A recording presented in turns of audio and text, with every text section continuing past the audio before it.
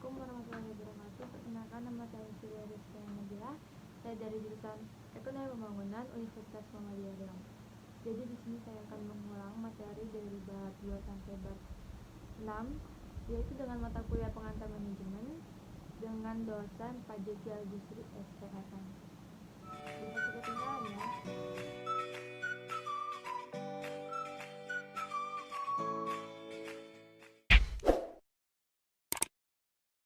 Kita masuk ke lebih dalam mengenai manajemen. Jadi manajemen ini terbagi menjadi 4. Yang pertama itu proses, kedua seni, yang ketiga ilmu, dan yang keempat profesi. Nah, apa sih yang dimaksud dengan proses? Jadi menurut proses, manajemen ini adalah proses merencanakan, pengorganisasian, pengarahan, dan pengawasan usaha-usaha para organisasi dan penggunaan sumber daya organisasi lainnya tuh agar mencapai tujuan bersama. Nah, untuk seni manajemen ini adalah seni dalam menyelesaikan pekerjaan melalui orang lain atau orang banyak. Sedangkan menurut ilmu, manajemen ini merupakan bidang pengetahuan yang berusaha secara sistematis untuk memahami mengapa dan bagaimana manusia itu bekerja sama untuk menghasilkan sesuatu yang bermanfaat. Yang keempat, menurut profesi. Nah, untuk menurut profesi ini, manajemen ini adalah suatu bidang pekerjaan yang dilakukan oleh orang-orang yang memiliki keahlian, keterampilan sebagai kader, pemimpin, atau manajer pada suatu organisasi. Apa sih manajemen itu dibutuhkan? Jadi manajemen ini dibutuhkan itu untuk kelompok tuh dapat mencapai tujuannya secara berdaya guna dan berhasil guna. Apa sih berdaya guna? Jadi berdaya guna ini sendiri di sini dimaksudkan itu dengan sumber-sumber seperti daya, dana, sarana yang sehebat mungkin dalam waktu yang tepat dan dapat dicapai hasil yang sesuai dengan rencana. Sedangkan hasil guna di sini dimaksudkan dengan itu kita berhasil mencapai apa yang diinginkan dan hasilnya itu berguna buat masyarakat serta dapat dirasakan manfaatnya bagi khalayak banyak.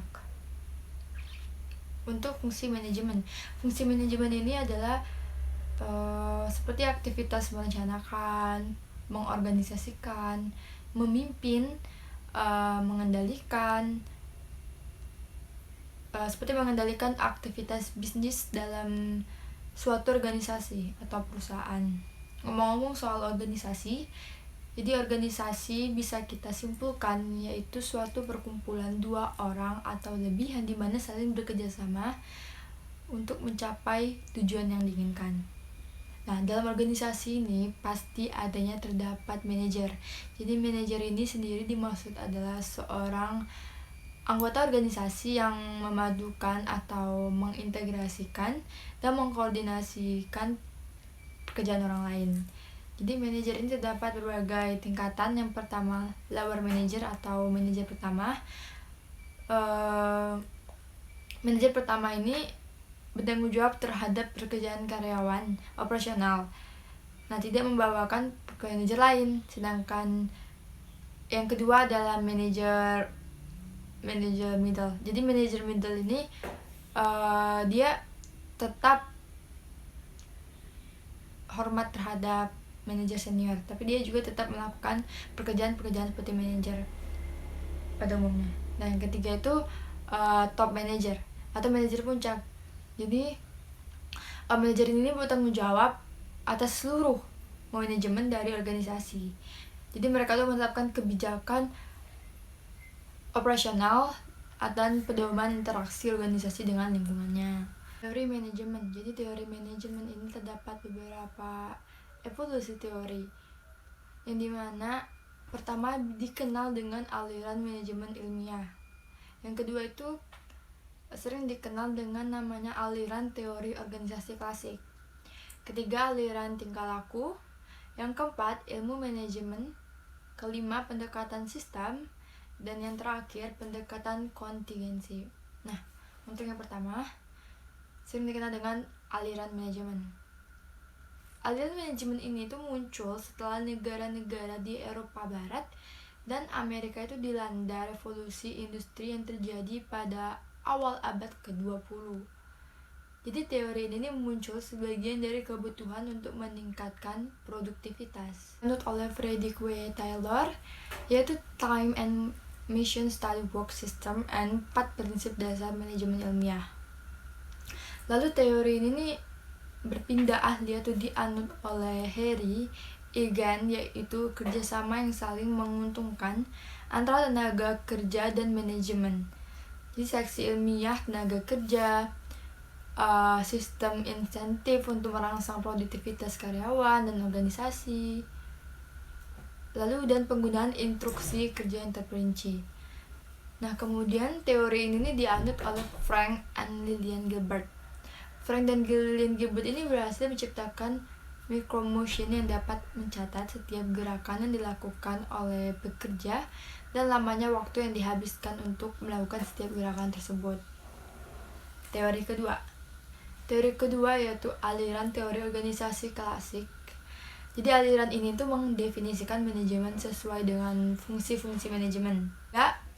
Ilmu manajemen. Jadi ilmu manajemen ini memfokuskan perhitungan manajemen didasarkan atas perhitungan dapat dipertanggungjawabkan keilmiannya. Prosedur aliran ilmu manajemen ini merumuskan masalah, menyusun model sistematis atau matematik, mendapatkan penyelesaian dari model, menganalisa model, dan hasil yang diperoleh dari model kemudian ditetapkan pengawasan atas hasil dan mengadakan implementasi kegiatan. Nah, pendekatan sistem ini yaitu manajemen memandang organisasi sebagai satu kesatuan sistem dengan tujuan yang terdiri dari bagian-bagian yang saling berkaitan. Pendekatan kontingensi. Jadi pendekatan kontingensi itu disebut pendekatan situasional. Pandangan bahwa teknik manajemen yang paling baik memberikan kontribusi untuk pencapaian sasaran organisasi. Globalisasi. Dalam era globalisasi, bisnis dan ekonomi itu ikut terpengaruh. Jadi batasan antar negara menjadi semakin kabur pada saat teknologi komunikasi semakin jauh.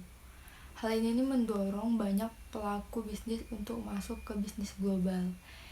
Jadi ada 3 faktor utama dalam globalisasi. Yang pertama, ada kedekatan, kedua lokasi, dan yang ketiga sikap. Kedekatan ini, manajer itu sekarang bekerja dalam kedekatan yang jauh lebih besar daripada sebelumnya. Sedangkan lokasi dan integrasi dari organisasi ini melewati beberapa batas internasional yang merupakan salah satu bagian dari globalisasi. Yang ketiga, sikap. Sikap di sini yaitu globalisasi itu mengacu pada sikap baru, terbuka, mengenai dan mempraktekkan manajemen itu secara internasional. Globalisasi dan daya saing. Daya saing ini merupakan topik yang sering dibicarakan pada akhir-akhir ini, yang dimana itu diantara para manajer dan para pejabat pemerintah, serta dalam berita media. Daya saing atau competitiveness merupakan posisi relatif dari salah satu pesaing terhadap para pesaing lain.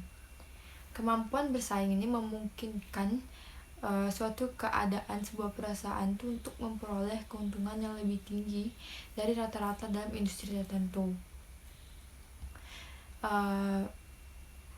Seperti Michael Porter, ahli ternama dalam hal persaingan, itu telah mengamati bahwa sementara banyak orang berbicara tuh mengenai daya saing di antara bangsa-bangsa, mereka tuh tidak selalu menggunakan kriteria dalam saing yang sama. Ada istilah yang sering dikenal dengan perusahaan multinasional atau multinational enterprise, disingkat dengan M&A. Jadi, M&A ini sebuah perusahaan besar dengan operasi dan divisi yang terbesar di beberapa negara. Tetapi, M&A ini dikendalikan oleh kantor pusat, yaitu secara sentral. Dalam membuat keputusan investasi, manajer M&A ini harus menilai 3 faktor. Yang pertama, ekonomi suatu negara, tersedianya infrastruktur. Kedua itu risiko politik. Dan yang ketiga, kecocokan teknologi pada budaya yang berbeda. Apa sih dampak dari M&A pada negara tuan rumah? Dampak dari M&A ini ada dampak kerugian, yaitu yang dimana kerugiannya itu mengambil laba yang terlalu besar, menguasai perekonomian lokal, dan mencampuri permintaan lokal, dan sebagainya. Sedangkan keuntungannya dari M&A ini, yang pertama itu pajak ini bisa bertambah besar. Yang kedua, semakin meningkatnya lapangan pekerjaan, dan yang terakhir itu ahli dalam teknologi. Kita masuk ke bab perencanaan dan manajemen strategi. Perencanaan ini dimaksudkan oleh proses menetapkan sasaran dan tindakan yang perlu untuk mencapai sasaran tersebut. Sedangkan sasaran di sini itu diartikan sebagai suatu tujuan yang dikategorikan dengan suatu perbandingan jangka waktu yang pendek dan lebih spesifik. Nah, arti penting sasaran dan rencana. Jadi arti penting sasaran ini bisa memberikan arah, bisa memfokuskan usaha kita, dan bisa menjadikan pedoman rencana dan keputusan kita supaya tertata rapi. Dan yang terakhir, sasaran ini bisa membantu kita tuh mengevaluasi kemajuan yang kita capai. Untuk arti penting perencanaan. Tanpa perencanaan, para manajer tidak dapat mengetahui bagaimana sebaiknya mereka mengorganisasikan orang dan sumber daya itu secara efektif. Bahkan mereka tidak mempunyai ide yang jelas tentang apa yang perlu mereka organisasikan. Hierarki rencana organisasi. Perencanaan strategi. Hierarki perencanaan organisasi ini terbagi menjadi perencanaan strategik dan perencanaan operasional.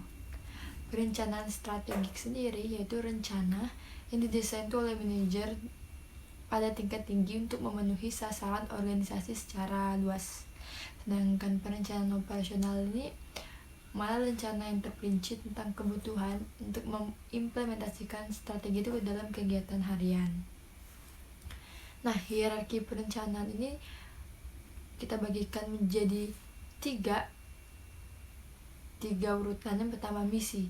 Misi ini dikelola oleh pendiri, para direktur, dan top manajemen. Sedangkan yang kedua, rencana strategik. Rencana strategik ini dibantu atau dikerjakan oleh middle management dan top management. Dan yang terakhir, rencana operasional. Rencana operasional ini baru direncanakan oleh para middle management dan lower management. Mendirikan dan memperbarui organisasi. Sebagai bisnis yang dimiliki dan dikelola secara lokal, seringkali dengan jumlah karyawan yang amat sedikit bekerja di suatu lokasi. Ini bisa kita sebut dengan bisnis kecil. Bisnis kecil ini termasuk dalam kewirausahaan. Para kewirausahaan atau seseorang bisnis baru atau seorang manajer yang mencoba untuk memperbaiki suatu unit organisasi dengan memprakarsai perubahan produk.